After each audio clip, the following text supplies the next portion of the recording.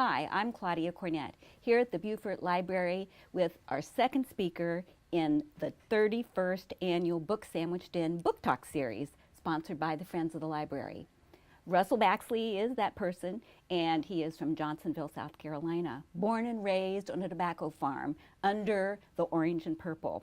Russell followed his parents to Clemson to get a BS degree in microbiology and then a Master of Hospital Administration at USC.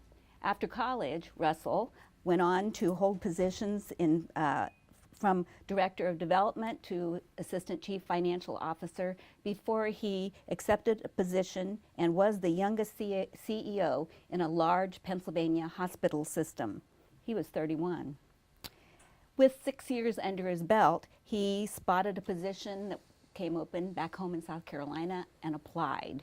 And he was the youngest of the finalists for that position. The board was impressed with Russell's vision, his integrity, and his grasp of an ever-changing, complex healthcare landscape. And so they offered him the position, and on September 12, 2016, Russell Baxley became president and CEO of Beaufort Memorial Hospital. And he and his wife, Stephanie, a critical care registered dietitian, came home. And so Russell chose a fast-paced piece of nonfiction for his book, and it reads like a thriller. And it is a meticulously researched tome by Pulitzer Prize-winning author Sherry Fink. And unfortunately, to me, it seemed like a case study of what not to do in a hurricane-prone hospital situation, which is what we are here in Beaufort. So the question is, why would you choose that book? Claudia, I chose that book because the story is well known in healthcare administration circles, and it is kind of, to your point, the what not to do in crisis situations.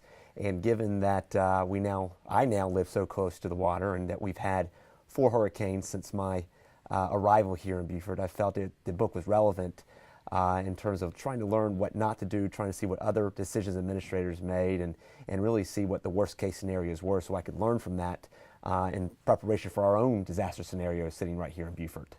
What are the key things that you learned in your own experience as well as from this book?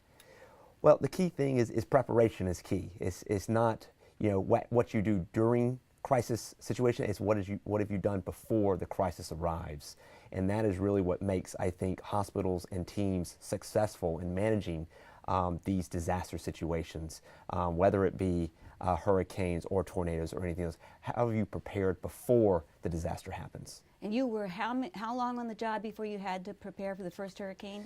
I was here, I think, maybe a total of 4 weeks. 4 weeks. 4 weeks before the first hurricane arrived. Okay.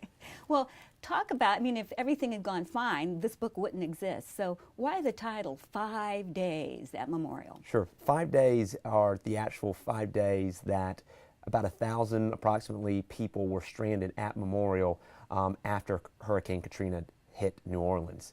And through those 5 days, they were making life and death decisions for their patients as they were waiting to be evacuated, because what happened is New Orleans flooded after Katrina hit, and then the hospital flooded itself where they lost all power. And so they started evacuating on the 3rd day, were finally evacuated completely on the 5th day.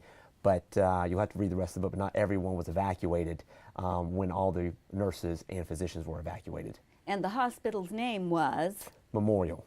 Okay, and the book the whole incident almost stands as a memorial to what not to do. That's correct, memorial, what not to do, and again, not everyone left that hospital after Hurricane Katrina, so it's almost a memorial to those patients, and again, a learning opportunity, I think, for not only hospitals and health systems, but as you get into the story, also a learning opportunity for the government, both local authorities and federal authorities, what to do and what not to do during a crisis situation like this.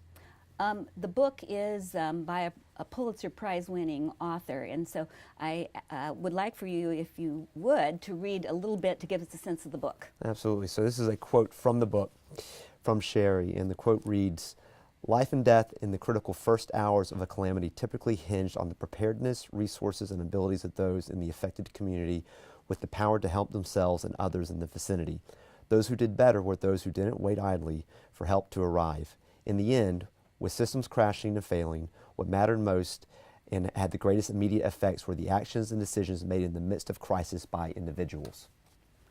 It's a scary situation, and so it speaks to a lot of things that, just not in this arena, but in other arenas, are ahead of us. Scarcity of resources, planning, as you said. What do you want most for the audience for Book Sandwiched In to take from your talk?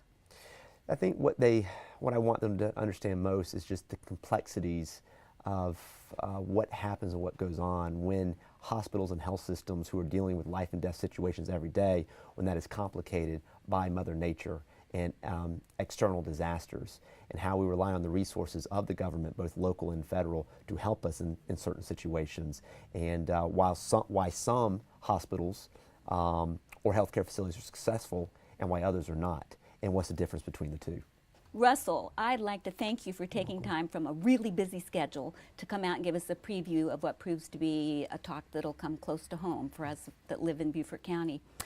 For those of you that want to hear Russell's full 45-minute book talk on 5 days at Memorial, please join us at the USCB Center for the Arts at 805 Carteret on January the 14th.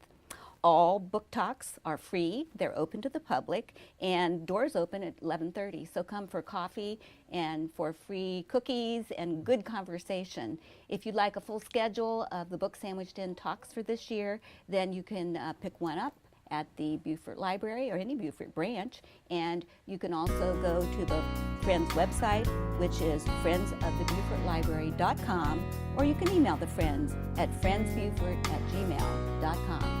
Hope to see you on the 14th.